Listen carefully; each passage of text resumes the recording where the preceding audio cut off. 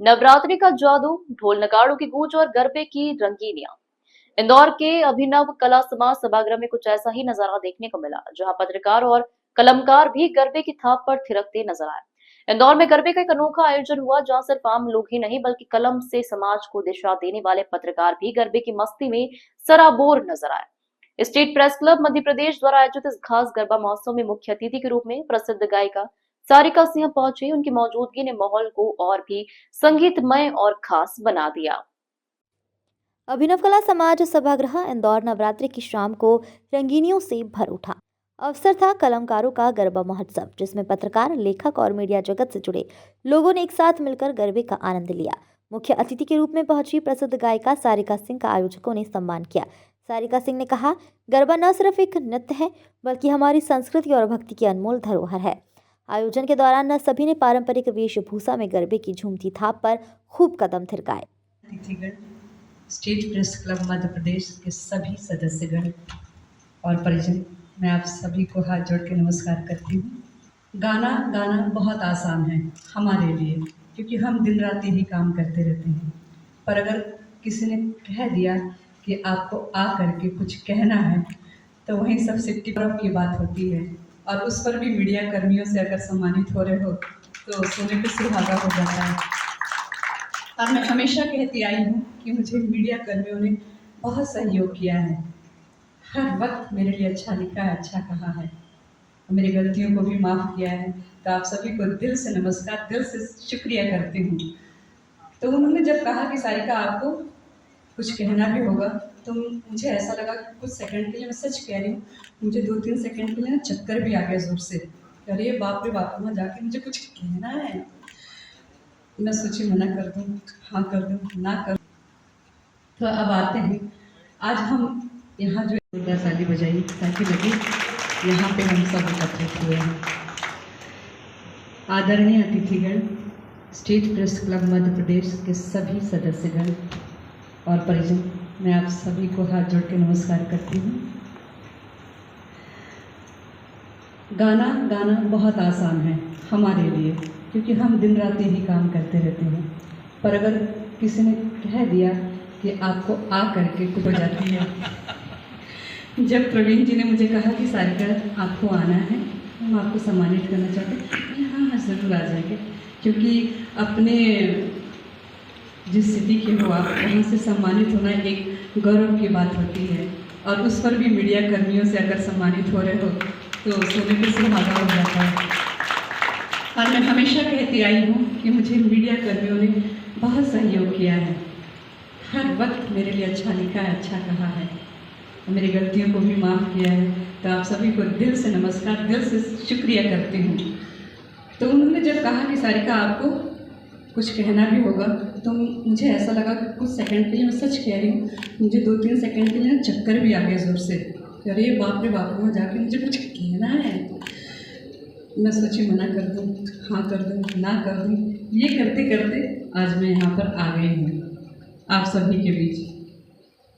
तो अब आते हैं, आज हम यहाँ जो एकत्रित हुए अभिनव कला समाज सभागृह, ये मेरे लिए नया नहीं है। ये अभिनव कला समाज 2001-2-3 मैं यहीं पर आकर के, मेरी सबसे पहली जो गुरु थी डॉक्टर रंजना रेवी, उनसे मैंने क्लासिकल की शिक्षा शुरुआती दौर पे ली थी। तो मुझे बहुत अच्छा लगा कि मैं यही इसी जगह पर हूँ। हाँ, बस वो नहीं है, पर मुझे अच्छा लगा। ठीक है, ये एक बात मेरे लिए मुझे बहुत पसंद आई।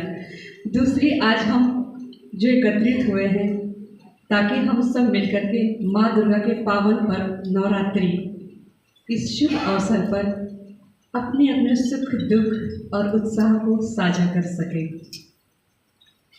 नवरात्रि वैसे इसका जो शाब्दिक अर्थ है वो है एक अमूल्य और एक अनूठा पर्व है, जो हमें आध्यात्मिक भक्ति, शक्ति और एक होने की प्रेरणा देता है। ये ऐसा पर्व है कि जो हमें शक्ति सिखा के तो जाता है कि आप पूजा अर्चना जो भी आप करना चाहें कीजिए, पर अंत में ऐसी वाणी बोलिए कि हम एक दूसरे के लिए एक जैसा विचार रखें और एक हो जाएं।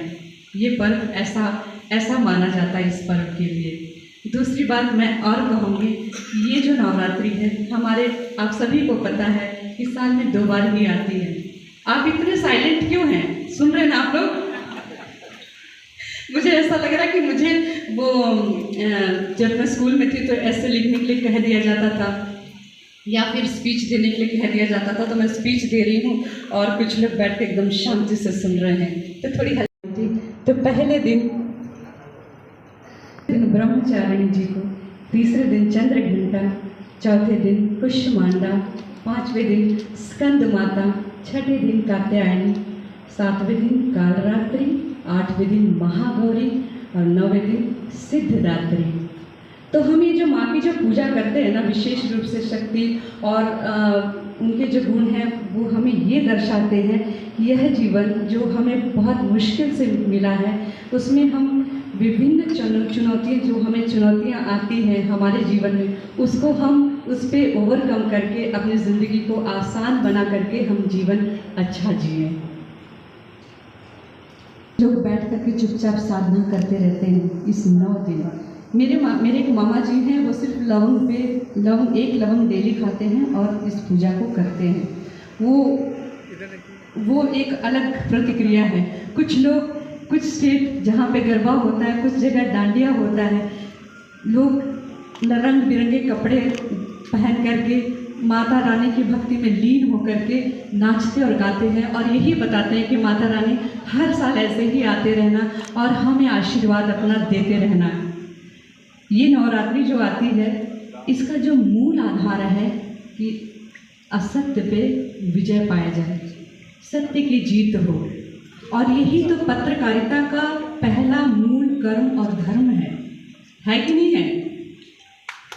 तो यहाँ इस मंच से मैं यही बोलना चाहूँगी, इस पत्रकारिता के मंच से यही बोलना चाहूँगी कि आज जो समाज चारों तरफ बहुत सारे भ्रामियाँ फैली हुई हैं, बहुत सारे दुख तकलीफ़ें हैं, उन सब को हम दूर करके ईश्वर हमें ये दायित्व दे कि ये जो पत्रकारिता है इसको हम इसके असली गरिमा तक पहुंचाने में हम सब कामयाब रहें।